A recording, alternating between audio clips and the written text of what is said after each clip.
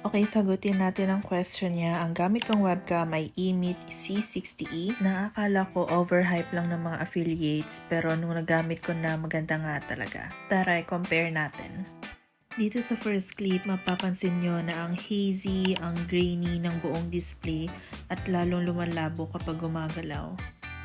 Dito naman sa second clip, mapapansin nyo mas naging sharp at crisp. 4K talaga yung quality. At kapag gumagalaw, mabilis yung transition ng autofocus.